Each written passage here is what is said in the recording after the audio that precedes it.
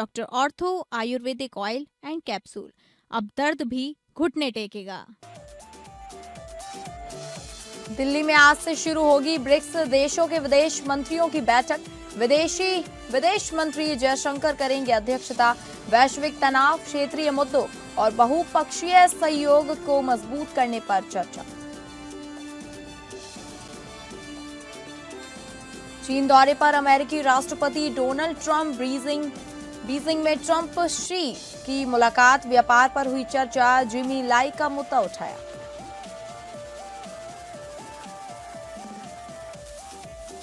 प्रतीक यादव की मौत का रहस्य गहराया। 5 चोटें दाएं हाथ, 1 चोट छाती और बाईं कलाई पर। शुरुआती पोस्टमार्टम रिपोर्ट में चोटों पर खुलासा। शरीर में खून का थक्का जमा, कार्डियक अरेस्ट आया और फिर मौत हुई। नीट पेपर लीक मामले में मुख्य आरोपी धनंजय लोखंडे को कोर्ट ने 2 दिन की ट्रांजिट रिमांड पर सीबीआई को सौंपा। सीबीआई लोखंडे को पूछताछ के लिए दिल्ली ले जाएगी।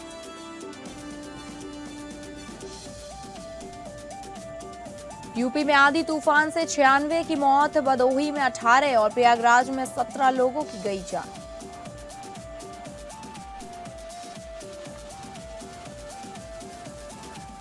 नमस्कार, आप सभी का स्वागत है और मैं हूं आपके साथ अंकिता सिंह। बुलेटिन की शुरुआत करेंगे बड़ी खबर का रुख करके, जहां दिल्ली में ब्रिक्स देशों के विदेश मंत्रियों की बैठक। दिल्ली में आज से शुरू होगी ब्रिक्स देशों के विदेश मंत्रियों की बैठक। वैश्विक तनाव, क्षेत्रीय मुद्दों और बहुपक्षीय सहयोग को मजबूत करने पर चर्चा। विदेश मंत्री जयशंकर करेंगे अध्यक्षता। ब्रिक्स नेताओं के शिखर सम्मेलन का एजेंडा तय करेगी बैठक। पीएम मोदी से मुलाकात करेंगे विभिन्न देशों के प्रतिनिधि। भारत की मेजबानी में ब्रिक्स के सदस्य देशों के विदेश मंत्रियों की बैठक आज से नई दिल्ली में शुरू होने जा रही है। यह बैठक ऐसे समय हो रही है जब पश्चिम एशिया में भू राजनीतिक तनाव लगातार बढ़ रहा है। इस उच्च स्तरीय बैठक की अध्यक्षता विदेश मंत्री एस जयशंकर करेंगे। इसमें ब्रिक्स सदस्य देशों के विदेश मंत्री व वरिष्ठ प्रतिनिधि भाग लेंगे। बैठक में शामिल होने के लिए विभिन्न देशों के नेता और प्रतिनिधि मंडल नई दिल्ली पहुंचने लगे हैं। यह भारत की अध्यक्षता में ब्रिक्स की पहली बड़ी मंत्री स्तरीय बैठक होगी। माना जा रहा है कि यह बैठक इस साल अंत में होने वाले ब्रिक्स नेताओं के शिखर सम्मेलन के एजेंडे को तय करने में अहम भूमिका निभाएगी। विदेश मंत्रालय ने कहा कि ब्रिक्स देश के विदेश मंत्रियों की बैठक 14 और 15 मई को तय है और इसकी अध्यक्षता भारत कर रहा है। एमआईए के अनुसार चर्चाओं का मुख्य प्रमुख क्षेत्रीय और वैश्विक घटनाक्रम सदस्य देशों के बीच बहुपक्षीय सहयोग को मजबूत करना और बदलती भू राजनीतिक वास्तविकताओं को देखते हुए अंतर्राष्ट्रीय शासन संरचनाओं में सुधार को आगे बढ़ाना होगा। मंत्रालय ने कहा कि भाग लेने वाले देश अपने अपने प्रतिनिधित्व का स्तर स्वयं तय करेंगे। प्रतिनिधि मंडलों के बारे में अधिक जानकारी तब साझा की जाएगी जब प्रतिनिधि नई दिल्ली पहुंच जाएंगे।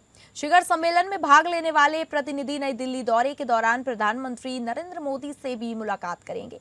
भारत ने हाल ही में अपने ब्रिक्स 2026 अध्यक्षता के लिए आधिकारिक लोगों को वेबसाइट का अनावरण किया।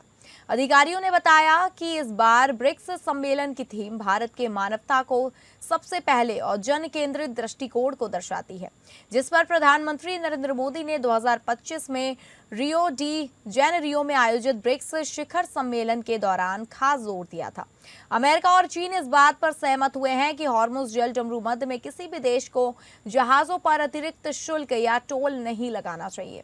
अमेरिकी विदेश विभाग के मुताबिक यह मुद्दा अमेरिका के विदेश मंत्री मार्को रूबियो और चीन के विदेश मंत्री वांग यी के बीच बातचीत में उठा। यह चर्चा राष्ट्रपति डोनाल्ड ट्रंप और चीन के राष्ट्रपति शी जिनपिंग की बीजिंग में होने वाली बैठक से पहले हुई।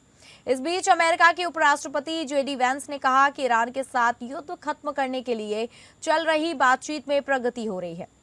ये बयान ऐसे समय आया है जब ट्रंप चीन की राजकीय यात्रा पर गए हुए हैं। उधर ब्रिक्स देशों के विदेश मंत्रियों की बैठक में हिस्सा लेने के लिए सैयद अब्बास अरागची भी दिल्ली में हैं।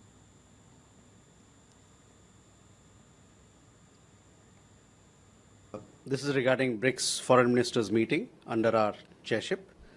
India will host the BRICS Foreign Ministers meeting on 14th and 15th May 2026. The meeting will be chaired by External Affairs Minister Dr. S. Jaishankar. BRICS foreign ministers and heads of delegations from member and partner countries will participate in the meeting. They will also call on Honorable Prime Minister of India, Shri Narendra Modi. During the meeting, the foreign ministers of BRICS member countries will exchange views on global and regional issues of mutual interest. On the second day, BRICS member and partner countries will participate in a session themed BRICS at 20, Building for Resilience, Innovation, Cooperation and Sustainability. This will be followed by a session on the reforms of global governance and multilateral system. और अगली बड़ी खबर को रुख करेंगे, जहां Beijing में Trump Xi की मुलाकात, व्यापार पर हुई चर्चा। ट्रंप का बीजिंग में भव्य स्वागत, जिमी लाई का मुद्दा उठाया। अमेरिकी राष्ट्रपति डोनाल्ड ट्रंप के चीन दौरे का पहला आधिकारिक दिन काफी अहम रहा। सुबह great hall of the people में राष्ट्रपति शी जिनपिंग ने रेड कारपेट पर ट्रंप का औपचारिक स्वागत किया। सैन्य बैंड ने दोनों देशों के राष्ट्रगान बजाए और दर्जनों बच्चे झंडे फूल लेकर स्वागत करते दिखे। इसके बाद दोनों नेता रेड कारपेट वाली सीढ़ियों से ग्रेट हॉल के अंदर पहुंचे, जहां द्विपक्षीय वार्ता शुरू हुई। ट्रंप के साथ विदेश मंत्री मार्को रूबियो, रक्षा मंत्री पीट हैग्सेथ, ट्रेड रिप्रेजेंटेटिव जेमिसन ग्रियर और ट्रेजरी सेक्रेटरी स्कॉट बेसेंट मौजूद थे। खास बात यह रही कि रूबियो पर पहले चीन ने बैन लगा रखा था, लेकिन इस बार उनका चीनी नाम बदलकर तकनीकी तौर पर एंट्री दी गई। बैठक की शुरुआत में ट्रंप ने शी को दोस्त बताया और कहा कि उनसे मिलना सम्मान की बात है। उन्होंने बताया कि वह दुनिया के टॉप बिजनेस लीडर्स के साथ लाए हैं और इस समिट को अब तक का सबसे बड़ा करार दिया गया। मीडिया को बाहर भेजने के बाद दोनों नेताओं के बीच करीब 1 घंटे तक बंद कमरे में बातचीत हुई। दौरे से पहले ही ट्रंप ने कहा था कि वह हांगकांग के प्रकाशक जिमी लाई का मुद्दा उठाएंगे। लाई को 20 साल की सजा हुई है, जिस पर पश्चिमी देशों ने चिंता जताई है। हालांकि चीन इन आरोपों को खारिज करता है। दिलचस्प रहा कि ट्रंप के पहुंचने के बावजूद पीपल्स डेली के पहले पन्ने पर यात्रा को जगह नहीं मिली। Well, President Xi, I want to thank you very much. First of all, that was an honor like few have ever seen before. And I think I was particularly impressed by those children. They were happy. They were beautiful. The military is obvious. It couldn't be better, but those children were amazing and they represent so much. And I know they represent so much to you. You and I have known each other now for a long time. In fact, the longest relationship of our two countries that any president and president has had. And that's, to me, an honor. We've had a fantastic relationship. We've gotten along. When there were difficulties, we worked it out. और अगली बड़ी खबर को रुख करेंगे, जहां प्रतीक यादव की मौत का रहस्य गहराया। 5 चोटें, दाएं हाथ में एक चोट छाती और बाईं कलाई पर। शुरुआती पोस्टमार्टम रिपोर्ट में चोटों पर खुलासा, शरीर में खून का थक्का जमा, कार्डियक अरेस्ट आया और फिर हुई मौत। समाजवादी पार्टी प्रमुख अखिलेश यादव के सौतेले भाई प्रतीक यादव की मौत का मामला उलझता जा रहा है। शुरुआती पोस्टमार्टम रिपोर्ट में कार्डियक अरेस्ट की मौत को वजह बनाया था। केजीएमयू में सीएमओ की निगरानी में 4 डॉक्टरों की टीम ने पोस्टमार्टम किया। रिपोर्ट के मुताबिक प्रतीक के शरीर में खून का थक्का जम गया था। यह थक्का शरीर के निचले हिस्से से ऊपर हिस्से तक पहुंचा, जिससे धमनियां और फेफड़ों में संक्रमण फैल गया। इसी के चलते उन्हें कार्डियक अरेस्ट आया और फिर मौत हो गई। शरीर पर मिले चोट के निशान, प्रतीक के शरीर पर कई चोटों के निशान भी मिले हैं। दाएं हाथ पर 5, छाती और बाईं कलाई पर एक चोट पाई गई है। डॉक्टरों का मानना है कि यह चोटें गिरने से लगी हैं और कोई भी चोट जानलेवा नहीं थी। हालांकि चोट किन हालात में लगी, इसकी समीक्षा डॉक्टर्स का पैनल कर रहा है। मौत की असली वजह बिस्तरा रिपोर्ट आने के बाद साफ होगी। बेहोशी की हालत में मिले थे घर पर। 38 साल के प्रतीक यादव बीजेपी नेता अपर्णा यादव के पति थे। बुधवार सुबह वे अपने घर पर बेहोश हो पाए गए। परिजन तुरंत उन्हें लखनऊ के सिविल अस्पताल ले गए, जहां डॉक्टरों ने उन्हें मृत घोषित कर दिया।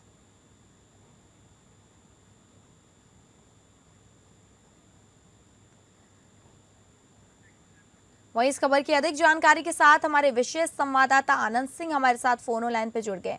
आनंद, शुरुआती पोस्टमार्टम रिपोर्ट में इतने बड़े खुलासे हुए हैं कि प्रतीक यादव की शरीर पर चोटों के निशान पाए गए हैं, तो ये किस चीज की तरफ संकेत इशारा करता है?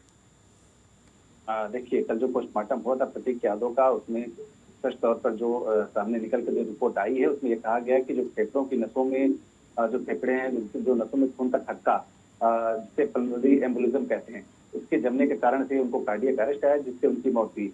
और जैसा ये कहा जा रहा है कि कुछ चोट के निशान भी हैं जो कुछ दिन पुराने हैं।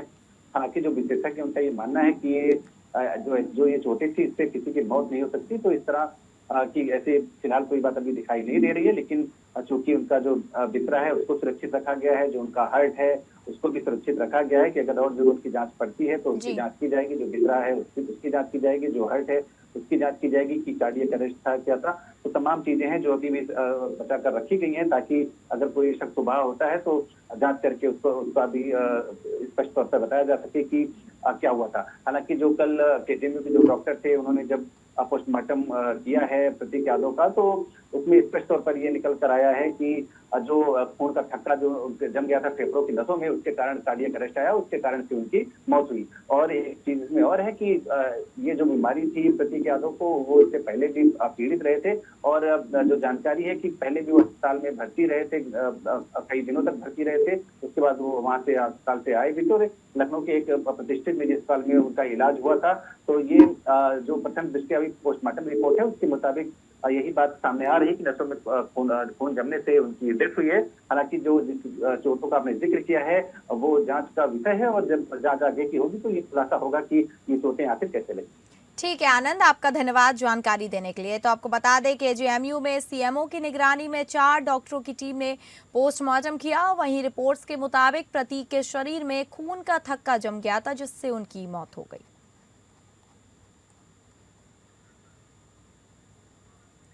और अगली बड़ी खबर का रुख करेंगे, जहां नीट पेपर लीक मामले में बड़ा एक्शन। मुख्य आरोपी धनंजय लोखंडे गिरफ्तार। कोर्ट ने 2 दिन की ट्रांजिट रिमांड पर सीबीआई को सौंपा। सीबीआई लोखंडे को पूछताछ के लिए दिल्ली ले जाएगी। नीट पेपर लीक मामले में सीबीआई को बड़ी कामयाबी मिली है। एजेंसी ने मुख्य आरोपी धनंजय लोखंडे को महाराष्ट्र के अहिल्यानगर जिले के राहुरी से गिरफ्तार किया है। गिरफ्तारी के बाद लोखंडे को अहिल्यानगर जिला अदालत में पेश किया गया। कोर्ट ने उसे 2 दिन की ट्रांजिट रिमांड पर सीबीआई को सौंप दिया है। अब एजेंसी उसे पूछताछ के लिए दिल्ली ले जाएगी। सीबीआई ने लोखंडे से करीब 7 घंटे तक गहन पूछताछ की, जिसके बाद देर रात कोर्ट में पेश कर ट्रांजिट रिमांड मांगी गई। जांच में लोखंडे का नाम नासिक से गिरफ्तार आरोपी खैरनार से पूछताछ के दौरान सामने आया। इसी इनपुट पर सीबीआई ने तुरंत कार्रवाई कर उसे हिरासत में लिया। एजेंसियों को शक है कि लोखंडे पेपर लीक नेटवर्क की अहम कड़ी है। उससे पूछताछ में बड़े खुलासे हो सकते हैं। सीबीआई की जांच लगातार नए आरोपियों तक पहुंच रही है और रैकेट की परतें खुलती जा रही हैं। और इस खबर की अधिक जानकारी के साथ हमारे संवाददाता सर्वजीत सोनी हमारे साथ फोन लाइन पर जुड़ चुके हैं। सर्वजीत, मुख्य आरोपी धनंजय लोखंडे गिरफ्तार हो चुका है, और धनंजय के अलावा बात करें तो और क्या मुख्य आरोपी हो सकते हैं, इसके तार और कहां जुड़े हो सकते हैं? नीट पेपर लीक मामले में महाराष्ट्र के नासिक है, पुणे, अहिल्यानगर और लातूर कनेक्शन सामने आया है, जिसमें जो शुभम कोनकर को पहले गिरफ्तार किया गया। सीबीआई ने ट्रांजिट रिमांड लिया, जिसके बाद शुभम के कनेक्शन में धनंजय लौटकर आया था, जो अहिल्यानगर का रहने वाला है। हालांकि उसने जो एमबीबीएस की जो है प्रैक्टिस कर रहा था और नीट पेपर बेचने के लिए उसे लोगों से जो संपर्क करता था, पैसे की जो लेन देन होती थी उसके संपर्क में था, और काफी उसका कई सारे सबूत सीबीआई को जो मिले थे। इसके बाद उसे गिरफ्तार किया गया है और जिसके बाद 2 दिन के ट्रांजिट रिमांड पे हिरासत में लिया गया है। वहीं उसके साथ में एक पुणे से एक महिला जो है मनीषा वाघमारे, उसे भी गिरफ्तार किया गया है। और जो अब तक जो है 3 लोगों को यहाँ से गिरफ्तार किया गया है, और भी लोग सामने आ सकते हैं। टेलीग्राम के माध्यम से इस पूरे पेपर लीक का जो है सेल किया जाता था, इसमें और भी लोग सामने आ सकते हैं। पुणे पुलिस, एटीएस और नासिक पुलिस और सीबीआई की टीम पूरे मामले की जांच कर रही है। टेलीग्राम से जुड़े जो और भी जो लोग हैं, नए नाम सामने आ सकते हैं। हालांकि फिलहाल अभी तीनों लोगों से क्रॉस इंट्रोगेशन किया जा रहा है। ठीक है सर्वजीत, आपका धन्यवाद जानकारी देने के लिए। तो आपको बता दें, एजेंसी ने मुख्य आरोपी धनंजय लोखंडे को महाराष्ट्र के अहिल्यानगर जिले के राहुरी से गिरफ्तार किया है, और गिरफ्तारी के बाद लोखंडे को अहिल्यानगर जिला अदालत में पेश किया गया। और अगली बड़ी खबर का रुख करेंगे, जो आ रही है उत्तर प्रदेश से, जहां यूपी में आंधी तूफान से 96 की मौत, भदोही में 18 की मौत, प्रयागराज में 17 लोगों की गई जान। सीएम ने 24 घंटे में पीड़ितों को मुआवजा देने का दिया निर्देश। उत्तर प्रदेश के कई जिलों में बुधवार को आए तेज आंधी तूफान और बारिश ने भारी तबाही मचाई। तेज हवाओं के कारण पेड़ और बिजली के खंभे गिर गए, जिससे कई जगह बिजली आपूर्ति बाधित हो गई। आंधी पानी की चपेट में आने से अलग अलग जिलों में 96 लोगों की मौत हो गई, जबकि 50 से ज्यादा लोग घायल हुए हैं। सबसे ज्यादा वाराणसी, प्रयागराज और कानपुर मंडल में लोगों की मौतें हुई हैं। ग्रामीण क्षेत्रों में कच्चे मकान और टीन शेड उड़ गए, वहीं फसलों को भी भारी नुकसान पहुंचा है। तेज बारिश और धूल भारी आंधी के कारण सड़कों पर आवाजाही प्रभावित रही। कई जगह पेड़ गिरने से यातायात बाधित हो गया। मरने वालों में भदोही में 18, मिर्जापुर में 15, प्रयागराज में 17, प्रतापगढ़ और बरेली में 4, फतेहपुर में 10, उन्नाव और बदायूं में 6, सीतापुर, रायबरेली, चंदौली, कानपुर देहात, हरदोई और संबल में 2, कौशाम्बी, शाहजहांपुर, सोनभद्र और लखीमपुर खीरी में 1 लोग शामिल हैं। वहीं मुख्यमंत्री योगी आदित्यनाथ ने प्रदेश में बेमौसम बारिश, आंधी और बिजली गिरने से हुए नुकसान पर पीड़ितों को मुआवजा देने के निर्देश दिए हैं। उन्होंने कहा कि पीड़ितों को राहत पहुंचाने का काम 24 घंटे में अंदर पूरा किया जाए। सीएम ने मृतकों के शोकाकुल परिजनों के प्रति संवेदना भी व्यक्त की है। उन्होंने सभी जिलों के जिलाधिकारियों समेत अन्य विभागों के अधिकारियों को मौके पर पहुंचकर पीड़ितों को हर संभव सहायता उपलब्ध कराने के निर्देश दिए हैं। वहीं इस खबर की अधिक जानकारी के साथ हमारे संवाददाता आलोक सिंह प्रयागराज से जुड़ चुके हैं। आलोक, जिस तरीके से आंधी तूफान के कारण कई लोगों की जान गई है, जो आंकड़ा है वो भी काफी ज्यादा है, 96 मौत हो चुकी हैं अब तक। वहीं सीएम योगी ने जो निर्देश दिया है कि पीड़ितों को मुआवजा दिया जाएगा। देखिए, बिल्कुल बेमौसम बारिश और आंधी तूफान की वजह से भारी तबाही हुई है उत्तर प्रदेश में, और प्रयागराज में 17 लोगों की मौत हो गई है। साथ ही अगर पूरे प्रदेश में नजर डाली जाए तो हर जिले में कोई ना कोई मौत हुई है। मिर्जापुर, वाराणसी में भी 15 से अधिक लोगों की मौत हुई है और एक बड़ी जनहानि के तौर पर इसको देखा जा सकता है। साथ ही इस पूरे मामले में मुख्यमंत्री योगी आदित्यनाथ जी ने पूरे प्रदेश में जहां जहां भी ये जनहानि हुई है, लोगों की मौत हुई है, उनको मुआवजा देने के उच्च अधिकारियों को, जिलाधिकारियों को निर्देश दिए हैं। प्रशासन के तरफ से, जिला प्रशासन की तरफ से जो स्थानीय लेखपाल है वो जाके राजस्व निरीक्षक जाके तस्दीक कर रहे हैं कि कहाँ पर मौत हुई है, कहाँ पर जनहानि हुई है, कहाँ पर बहुत सारी ऐसी जगह है जहाँ पर आंधी तूफान की वजह से आग भी लग गई थी, तो उसमें भी काफी नुकसान हुआ है। तो करीब 96 मौतें पूरे प्रदेश में आंधी तूफान जो बुधवार को आया था उसकी वजह से हुई है। तो निश्चित तौर पे एक बिल्कुल बड़ी त्रासदी है, बड़ी जनहानि है, और इसको लेके मुआवजा जिला प्रशासन की तरफ से मृतकों को दिए जा रहे हैं। जी ठीक है आलोक, आपका धन्यवाद जानकारी देने के लिए। तो आपको बता दें, उत्तर प्रदेश में 96 मौतों को होने के बाद मुख्यमंत्री योगी आदित्यनाथ ने प्रदेश में बेमौसम बारिश, आंधी और बिजली गिरने से हुए नुकसान पर पीड़ितों को मुआवजा देने के निर्देश दिए हैं। और अगली बड़ी खबर को रुख करेंगे, जहां उच्च शिक्षण संस्थानों में जातिगत भेदभाव मामला। जातिगत भेदभाव मामले पर यूजीसी के नए नियम बनाए गए हैं। यूजीसी के नए नियम को दी गई है चुनौती। उच्च शिक्षण संस्थानों में जातिगत भेदभाव को रोकने के लिए यूजीसी द्वारा बनाए गए नए नियम को दी गई चुनौती पर आज सुप्रीम कोर्ट सुनवाई करेगा। पिछली सुनवाई में सुप्रीम कोर्ट ने यूजीसी के नियम पर अंतरिम रोक लगाते हुए केंद्र सरकार और यूजीसी को नोटिस जारी किया था। यूजीसी के नियम के खिलाफ दाखिल याचिका में यूजीसी के उच्च शिक्षा संस्थानों में समानता को बढ़ावा देने संबंधी बनाए गए नियम 2026 के एक प्रावधान को चुनौती दी गई है।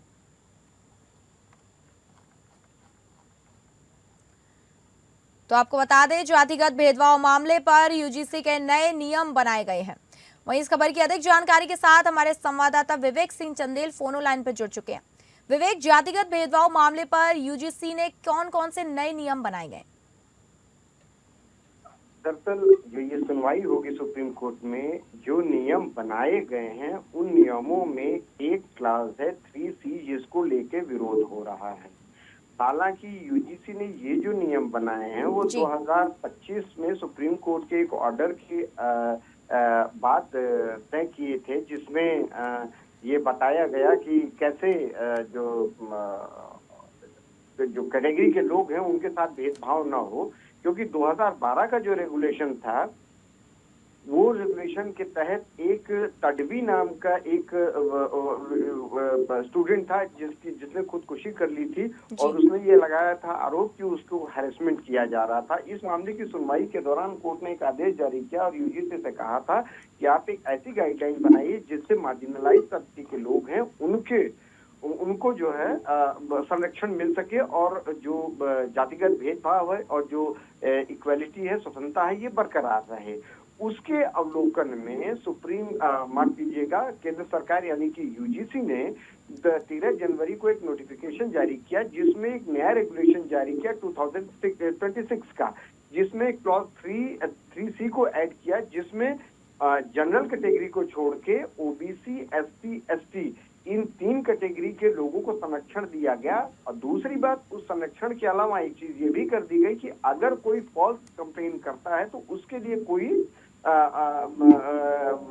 जो जुर्माना या फिर कोई दंड का प्रावधान नहीं किया गया, जिससे लोगों में ये धारणा बनी कि चूंकि जो एजुकेशन इंस्टीट्यूशंस होते हैं वो प्राइमा फेसाई किसी भी चीज को, खासतौर से स्टूडेंट्स में जो भेदभाव न लाए, ऐसे में जो ये हैरेसमेंट वाली स्थिति है उसमें अगर ओबीसी, एससी, एसटी और अदर्स को ही रखा जाता है तो फिर गड़बड़ है। उसमें जनरल कैटेगरी का कहीं वो नहीं है, खासतौर से उनको एक सेफ्टी भी नहीं मिल रही है, उसी को चुनौती दी गई थी।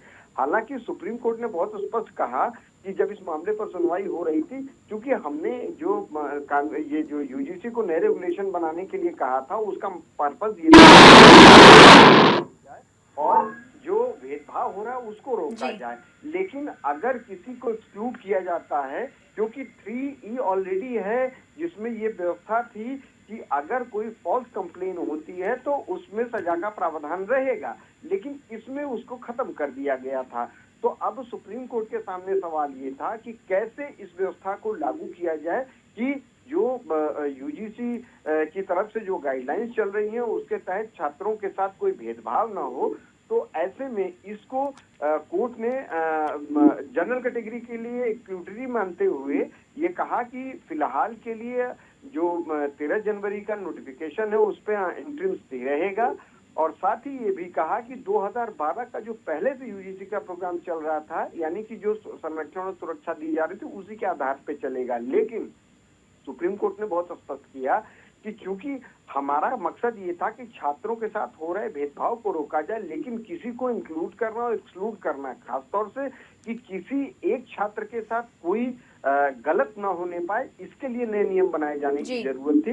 लेकिन ऐसा करके एक एक्सक्लूजन क्रिएट किया जा रहा है जिससे छात्रों के बीच में असंतोष है और समानता की भावना पैदा नहीं हो रही है।